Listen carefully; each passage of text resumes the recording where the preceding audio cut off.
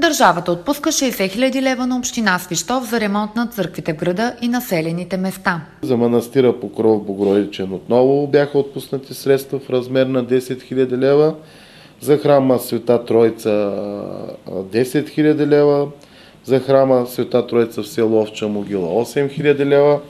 За Свети Архангел Михаил село Морава 6 000 лева. За село Александрово 7 000 лева. За църквата Свети Димитър в село Горна Студена 4 000 лева.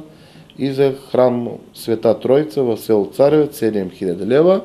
И включително и Драгомиров, която беше една от първите преди 8 000 лева. И с това става за седмия транш 60 000 лева са привлечени средства, с които да могат да направят текущи ремонти в храмовете. Подадени са и писма с молба за отпускане на още средства за ремонти на останалите храмове в Свищовска община.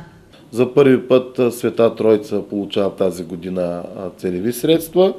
В утрешния ден с отец Руслан ще имаме среща да прецениме какво е необходимо и какво трябва да се направи, което е като неотложен ремонт за емблематичната наша църква. Очаква се и църквата Преображение Господне отново да започне да функционира, но все още не е ясно кога.